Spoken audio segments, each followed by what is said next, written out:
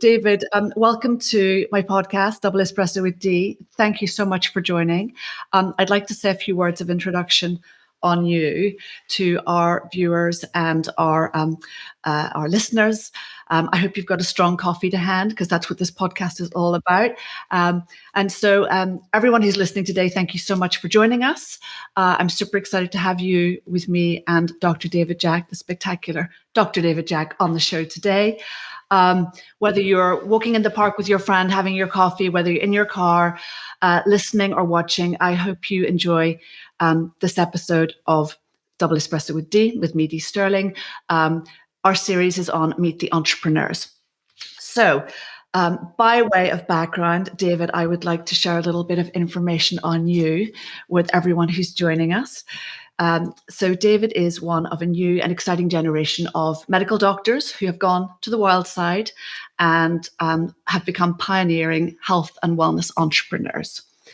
So David was born and raised in Scotland, a fellow Celt, like me, studied medicine, anatomy and embryology, and pursued a clinical career in both plastic surgery and aesthetic medicine, which took him all over the world before landing in London town, which is our city, right, David? Yep, it sure is. So today, David runs his clinic on Harley Street in London.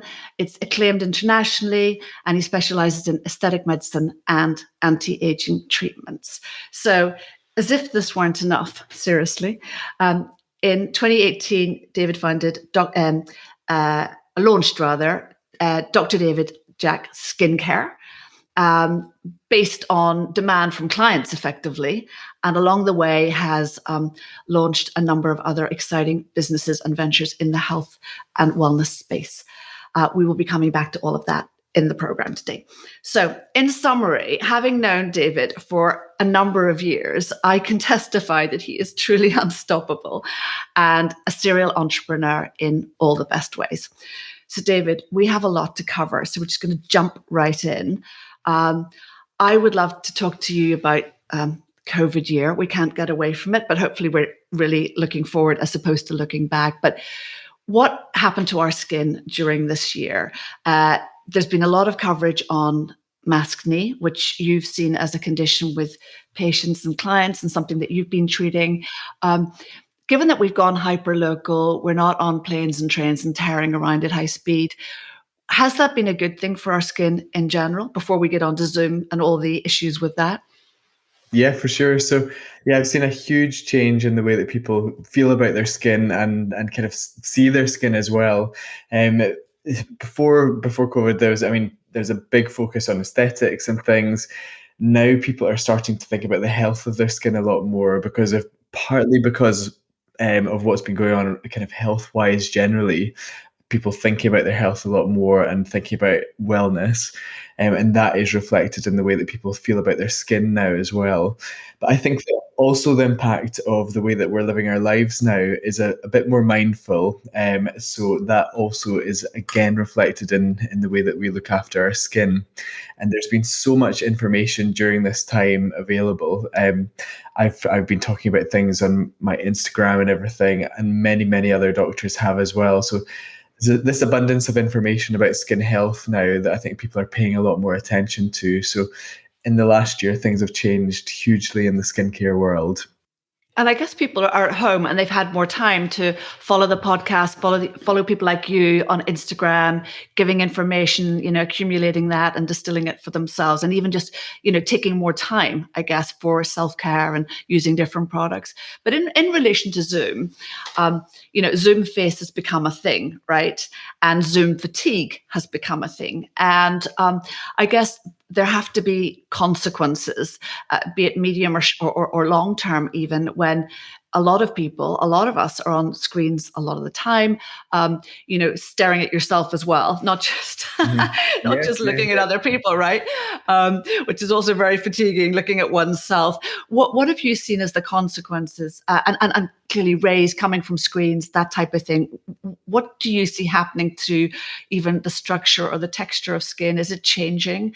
Is it more damaged? Are there other consequences from constant screen sharing? Yeah. So I think that the awareness of the way that your skin looks has become a lot more apparent to people, because most people, I would say, tend to look at themselves quite a bit on screen when they are doing conference calls and using Zoom. So they're more aware of things like sun damage, changes in the volume, in the face and the skin, and fine lines and wrinkles and stuff that they maybe wouldn't have noticed I before. know. So this is, yeah. Yeah, and particularly depending on the way that your screen is lit as well, and the way that the camera is angled, there is this phenomenon, as you mentioned, of zoom face, where people tend to pay a lot of attention to the areas where volume loss is seen. So the lower part of the face, the jowls, become much more obvious if you've got a particular angle to the screen and poor lighting from in front, and also the under eye area as well. So dark circles and things are much more obvious, even if not so much in person, but on screen, these things are a lot more obvious. So this has been definitely things that I've heard people say to me. But I think that when it comes to the skin itself, its physiology and things, there's a number of things that have potentially affected things. Spending time on screen, you're exposed to a lot of blue light, and particularly if you're on an older screen, there's increasing evidence to show that this can cause increased oxidation in the skin, which could relate to inflammation and then skin damage. Sounds So terrifying. yeah, Seriously, yeah. another thing that I have to worry about. And I think this is only really a factor if you're spending hours and hours on screen. I think short amounts of time, it's not really going to affect things as much as, say, UV lights from the sun. But kind of if you're spending 12 hours on screen, then it does potentially become a factor. And it's worth thinking about. And there are more and more skincare products coming out that do have blue light filters in them, which may help reduce this oxidative stress on the skin. Also, a lot of people are buying blue light glasses. I mean, I know my glasses now have a special blue light. Do you think that really works? Yeah, I think it will work. Yeah, it'll filter out a good deal of blue light, and also you can set, if you've got a kind of modern computer, then you can set it so that it filters out a percentage of blue light as well, which will also help. And also, I think the fact that we've had to exercise outside, means that we, in our free time, we're maybe spending more time kind of with our skin exposed to the sun. So potentially more UV damage. If you're sitting near a window as well, then you're getting UVA light Which through. people are, aren't they? I Yeah, mean, I yeah, walked past a building not far from me, near us in Kensington during COVID, and literally I could see everyone at their window. It was an apartment block, and everyone was beside the window. So I think we underestimate the impact even through of course. glass, right? Yeah, absolutely. And from a consumer perspective, David, what have you seen in terms of, because we're talking about perhaps people more at home, they've got more time to get better informed, more time perhaps to look after themselves and so forth, because it's not like anyone was really going out in the evenings. What have you seen in the consumer trends in terms of perhaps people buying certain types of product or other things to help them look after their skin?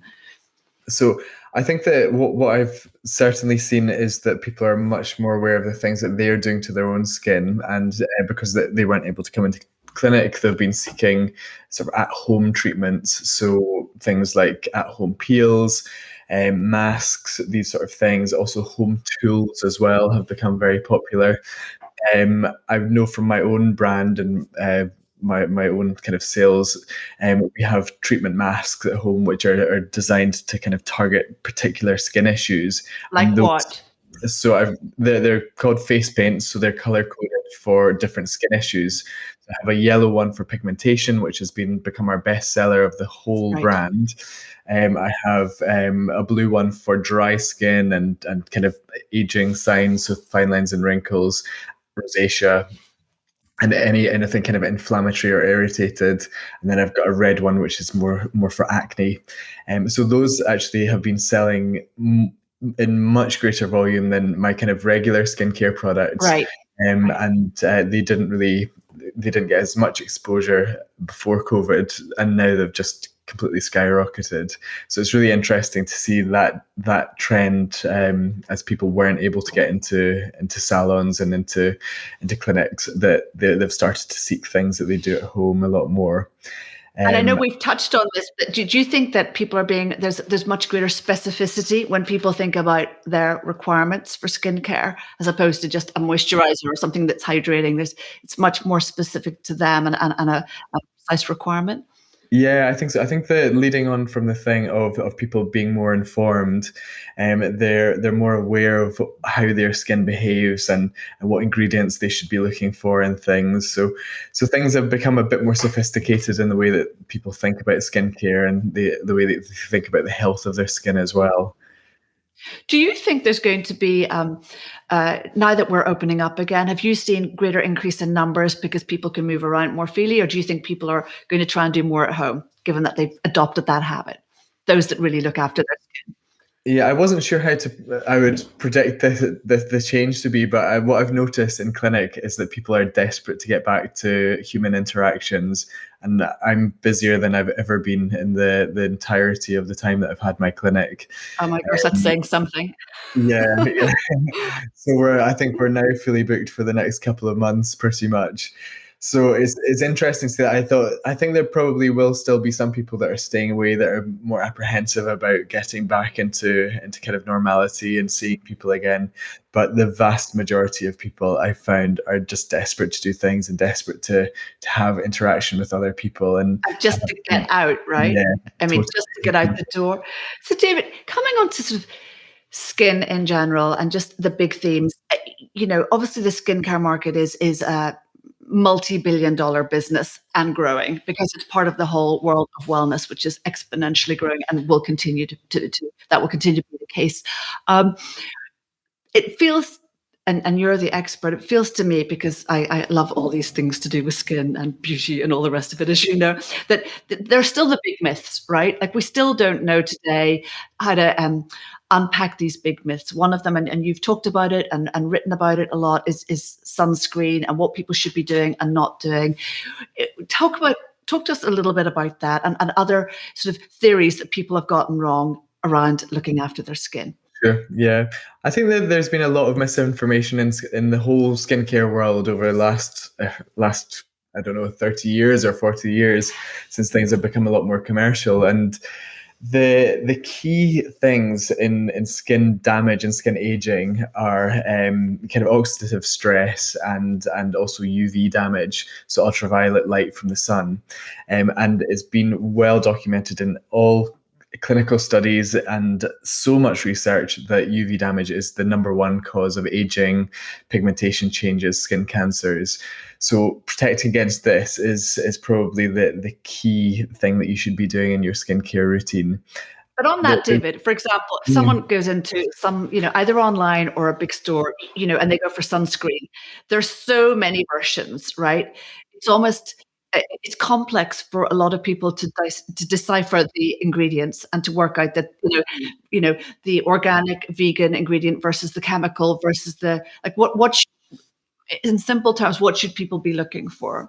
So people should be looking for two things: the SPF number, which relates to the amount of UVB protection that a sunscreen offers, and also the UVA cover. So for this, it will either say UVA in a circle on the packaging, or have a PA rating, or Right. have a star rating. And ideally, the higher the stars, the better UVA cover this is. Most sunscreens nowadays should have some UVA cover, and whether or not it's a chemical screen, or which would otherwise be known as an organic screen, or a mineral based screen, which would otherwise be known as an inorganic screen, it doesn't really matter so much. There's one ingredient in SPFs that has been associated with some kind of hormonal disruption in when it's used in very high quantities, which is called oxybenzone. So that's actually been banned in the US, but it's definitely something to perhaps look out for if you are using a chemical sunscreen. Chemical sunscreens tend to be a lot more lightweight versus mineral screens, which do actually contain chemicals. It's everything in life is a chemical. Right. It's a bit of a kind of a misnomer to say that one thing is a chemical and one thing is not a chemical. But the inorganic screens. They're made of metals, metal oxides, basically, which have to be used in a kind of thicker film, so are a bit heavier on the skin. They sometimes leave a whitish film. So if you find that that's what's happening with your sunscreen, then it's likely that it's a mineral, and it will say on the back of the packet either zinc oxide or titanium dioxide, usually. Right. And what about the number? I mean, obviously there's you can get factor 55 or something these days. I mean, it keeps going up, right? So what is the magic number? Assuming you tick the boxes on those other key Yeah. ingredients. So I would say the British Association of Dermatology advises to use it above an SPF 30, which would filter, and the SPF number relates to UVB light, which is higher in the summer, lower in the winter time. UVA light is present throughout the year, penetrates through glass, through water, and through clouds as well. So it's there year round. So with the number that's UVB that covered, SPF 30 covers for about 97% of UVB rays. So you're SPF, good on that, right? yeah, you're pretty good above 30. If you go up to 50, then you're getting to 98% cover. And above that it doesn't really increase that much. So magic number is about 30, ideally 50. Many good products will have SPF 50. But the main thing to look for when it comes to kind of longer term aging is that it covers against UVA, which, as I said, is there all the time. So, David, on aging and anti-aging, fill us in, because it seems to me, and again, I'm passionate about this industry and passionate about health and wellness, because health is wealth, as we know. But obviously, I'm not an expert, and I sit on the periphery. So my observation is that there is a movement, a hinterland coming through that are a bit anti the lexicon, anti-aging, that it doesn't make sense. Give us your take on that, and what does it really mean, and what can we do to reduce the signs and so forth? What else should we be doing? Yeah, so I think that I definitely agree. There is, I mean, there's this growing kind of negativity around saying things are anti-aging, and what we probably should be thinking about more is just our skin health and looking good for our age. But there's still this whole field of things of kind of anti-aging treatments and anti-aging skincare that is still there, and it's still a very large part of the industry. But I think that when it comes to our own skin aging and in skin health, there's definitely things that we should consider. Firstly, like our general health. There's so many conditions, internal conditions that affect the skin, and it just kind of shows the relationship between our internal health and our skin health. Totally, Yeah, totally. so thinking about the way that we treat our bodies generally with our diet, with supplements, and also things like alcohol and smoking and things, is really important when it comes to skin health and anti-aging. And then also what we're using on our skin as well, is always the starting point for any kind of anti-aging treatment or a sort of skin health routine. And as I said, the major thing is using an SPF. The next thing that we need to think about is reversing some of the oxidative damage that happens to our skin, through UV damage, through kind of pollution. All of these sort of things are So coming how from do it. we do that? How can we reverse that? So that's using antioxidants, so things like vitamin C, glutathione, retinoids, which are vitamin A derived things that are in skincare, and using that in combination with protecting the skin with UV filters. Those are kind of the two main topical things that we need to consider. And there's more and more evidence to kind of suggest that we're kind of perhaps using too much in the way of skincare, and that we should kind of whittle things down to the bare essentials, and these two things would fit into that category. So to that, David, tell everyone about your line, which is utterly beautiful, right from the look to what's in the bottles. I mean, it's really beautiful, and you spent a lot of time curating this range, and it really grew out of a demand from your clients. Tell us about the genesis of the range and what you've looked to achieve via it. So my background, as you said earlier, was in plastic surgery and the NHS. I did a lot of burns surgery, and during my time there, I was really interested in how people's healing time was improved by good nutrition, and also simplicity of treatments as well. And when I started my clinic, I noticed I was getting a lot of people saying that they were quite confused by skincare routines, that they were being marketed to a lot and having to buy lots of products, and they weren't sure what was working, what wasn't. So I decided to create my line to kind of simplify things into these bare essentials that everybody's skin would benefit from, that wouldn't cause too much disruption to the skin barrier, and would also provide that support that the skin needs and protection against UV. So I started off with basically three products. So an antioxidant serum for the morning, an SPF 50 moisturizer for the daytime called All Day Long, and then a retinoid night cream with hyaluronic acid and some antioxidants as well, just to kind of support your skin overnight, because the skin is kind of reproducing itself at a faster rate overnight, so it's an important time to provide it with just that extra bit of support as well. So, David, you created these three key products, and tell us how that has been going. What has been the experience with your clients? What was your experience actually creating this line? Do you mean from a kind of manufacturing point of view, or The whole sort of ecosystem from going, I'm going to do this. The challenge is to actually get it to market, and obviously the response has been incredible and continues to grow internationally. Just to be interesting to hear a little bit about your entrepreneurial journey there. Sure. Yeah, sure. I should also mention just about the supplements as well, because that was Absolutely, which are so delicious yeah, too.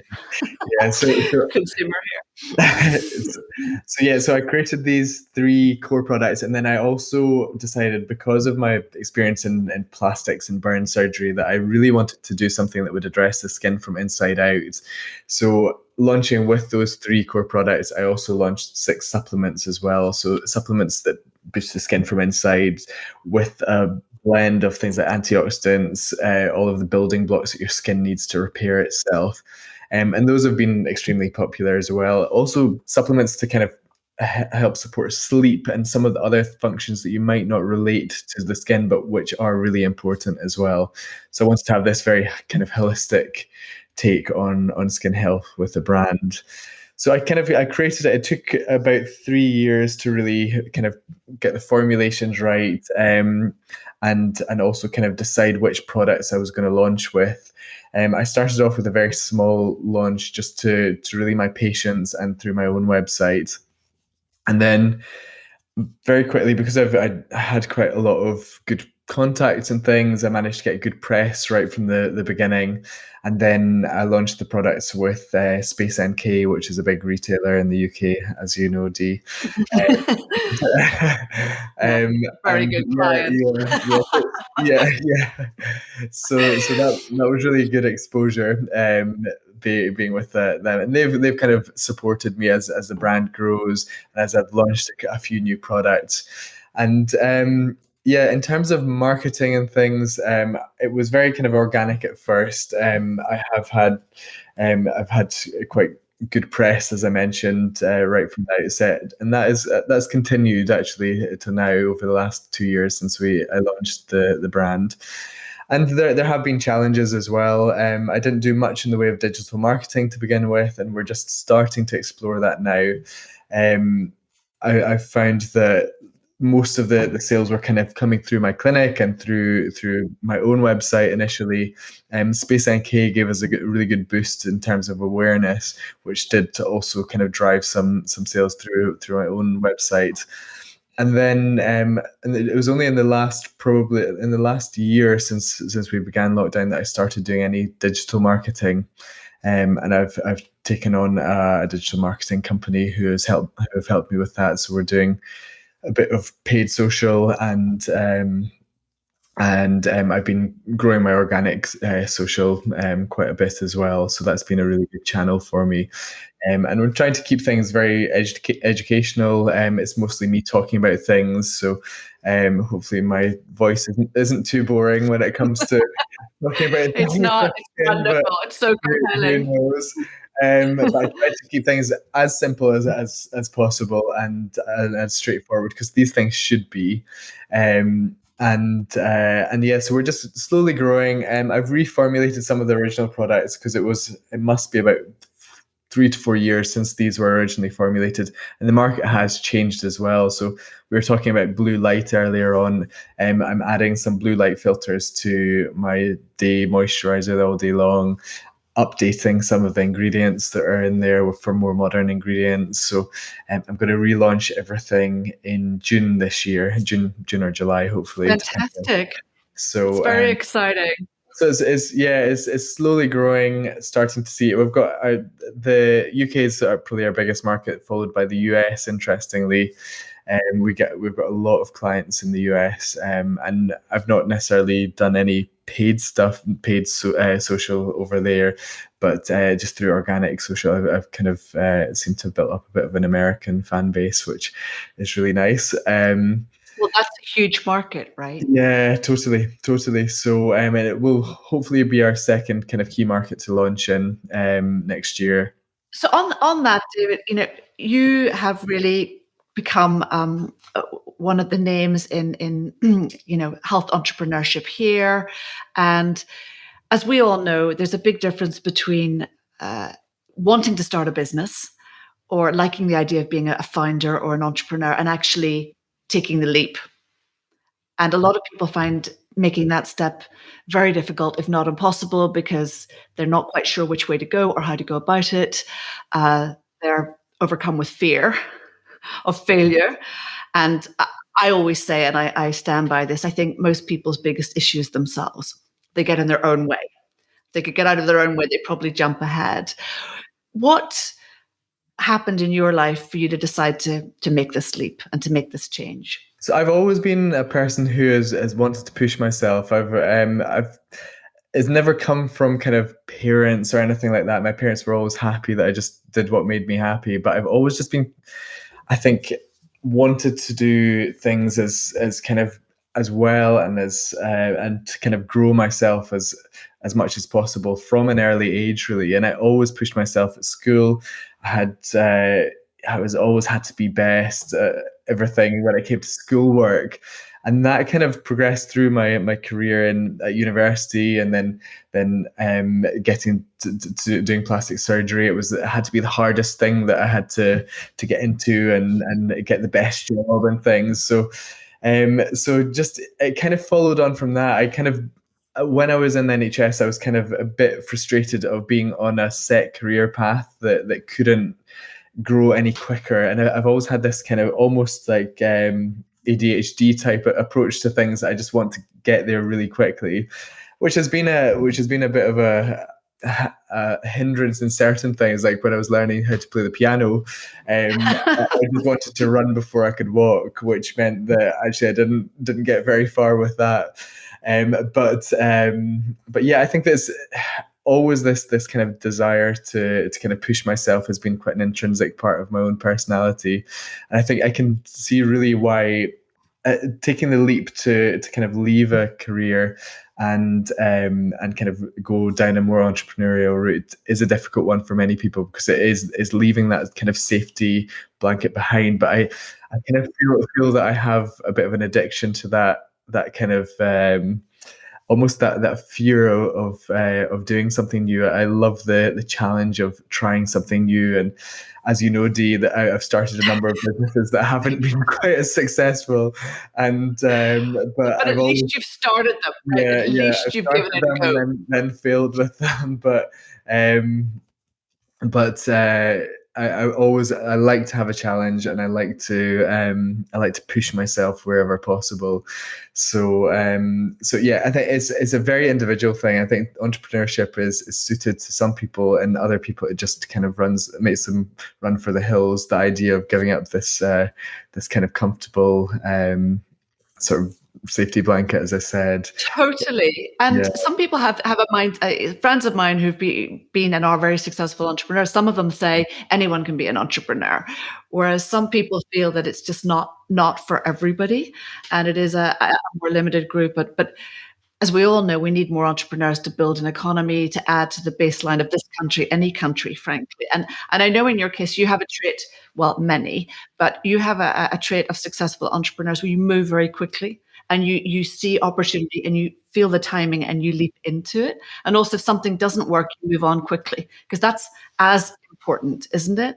Either pivoting or going, right, we'll close this one down and we'll move on to something else. So if you think, David, of all the things you've done so far in your career, and you have packed an awful lot in thus far, what has been the biggest challenge to you?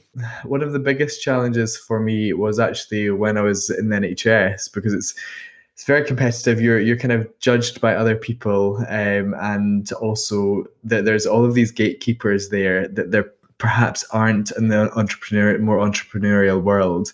You're more accountable to yourself as an entrepreneur, I would say, than in a kind of traditional career pathway. So I find that very challenging. I'm quite a sensitive person, so I hate being kind of feeling that you're judged by other people. So I always find that very stressful, and I just didn't enjoy having to do interviews and be told what I was by other people. So I think Very much a yeah, set path, isn't it? yeah, exactly. And you've got to there's certain tick boxes that you have to achieve in order to kind of get ahead, and that I think probably that kind of lack of creativity in the way that you're judged was something that I really didn't like in kind of traditional medicine and sort of hospital medicine and that career pathway. So I'd say that's one of the big challenges. The other thing is just kind of the kind of marketing and challenges of marketing a skincare product in a very busy market, and how How do to you do that? So for me, I wouldn't say that I've quite got it there yet by any means. There's still a long way to go for me and my brand, and there has been lots of ups and downs and things. I find that there's a lot of nights that I kind of wake up panicking about spending all this money on things and it doesn't work, and then yeah, just trying other things, and oh, what about TikTok? What about these sort of things? And that is definitely a challenge mentally as well to get through. But I think that yeah, marketing is definitely a challenging thing. Not being from that background, I didn't even know about digital marketing until last year. So it was quite naive of me really to start a brand without even giving that consideration. Yeah, I think Now that you're all over it, so it's yeah, good. no, yeah. So I think that's been challenge. Formulating products is challenging as well. It's a very long process, very frustrating, and I can see how a lot of people would give up after a couple of months of things not going well with that. And you've got to just keep going, keep plowing through to get things right. Particularly when it comes to creating an SPF, actually, that you want to, yeah, it's just they're very difficult to formulate, particularly if you want it to be a product that does multiple things. So it's fine if it's just a plain SPF, but if it's a moisturizer with sort of serum type qualities with lots of actives and things, it's almost impossible, it seems, to formulate. So that's been challenging. Actually, we had planned to sort of in the plan of the brand had planned to launch the new formulations a year past in November, but both the combination of me being very picky about formulations and also all of the kind of testing and stability and everything, it's taken a good bit longer. So that's a Well, you're challenge. there though, and also this year it's probably been even more complex with people not being available and so forth. So, David, tell me, what are you passionate about today, and what are you excited about? Looking out to the future, because I know there's some other very exciting things going on in the Dr. David Jack pipeline, including a book. I mean, seriously, where do you find the time? Tell us a little bit about the passions, things you're excited about, and maybe a little bit about the book if you're Yeah. able. Sure. So I have to say, probably my biggest passion at the moment is growing my skincare brand. It's kind of like my baby that I'm is kind of the offspring of my clinic, which has been great over the last 6 or 7 years. But the skincare brand I'm very excited about. I think it's something that's fairly unique. I've put my heart and soul into it, so it really is my passion, and extremely excited about the new products launching. I've got other products in the pipeline as well, and also just hopefully making an impact on people's minds and the way that they think about their skin and the way that they think about the health of their skin in a more holistic way, which is what I'm trying to do with this brand, really. And I'm really excited about hopefully launching in the States. I love being in the US. I love traveling there, so I think that will be a very exciting thing to do for me.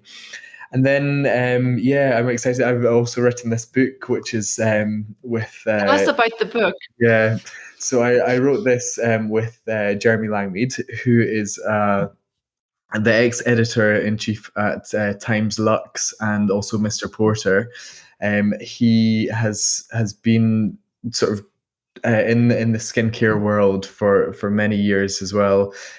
He's an amazing writer, and I really jumped at the opportunity to do a project with him. So it was well before lockdown that he approached me, and he was like, he would like to write a book with me. My part is more kind of technical about treatments and things, whereas his part is more of a almost sort of autobiography type thing.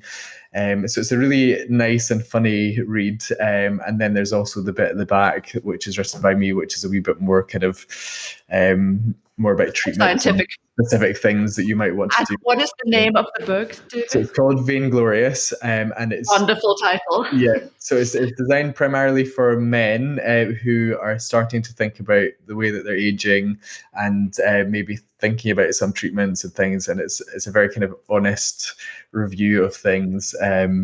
And yeah. Well, I can't wait to read it. So, David, I could talk to you all day, but we need to wrap up. And I always ask my guests a couple of questions before we sign off. So, for you, if you weren't doing what you're doing today, what would you be doing, do you think? I have an idea, but I want to hear from you. Yeah. So I've always had a real passion for architecture and design. And if I hadn't gone into medicine, I probably would have done architecture. I love buildings and I love interiors. I'm actually doing an interior design degree at the moment. I know you are, you crazy person. I mean, how do you fit that in? I have no idea, but yeah, mostly my Sundays are spent on AutoCAD. So yeah, I'd say that probably if I wasn't doing that, I'd do something more in the design space. But I think I still would want to do something entrepreneurial, as I've kind of discovered that is definitely a real passion of mine. Well, I look forward to that some years hence. I'm sure you can integrate that part of your brilliance and your learning into what you're doing today. So final question, David, who or what has been your biggest inspiration in life? I would say, I think there's a number of people that have been inspirations in my life. Definitely my parents have been a big inspiration. They're very the kindest people that I know, and they always have been kind of really there for me and passionate about what I'm doing and supportive. And inspirations. There's one or two people who are real entrepreneurs who have grown businesses from nothing to be worldwide successes. One of whom is Natalie Massenet, who started Net-a-Porter. She's definitely a big inspiration of mine. It grew something from a kitchen table to a multi-billion dollar business. Yeah. And there's a few others in the skincare world as well. People like actually another doctor, Barbara Sturm, who has also a skincare brand.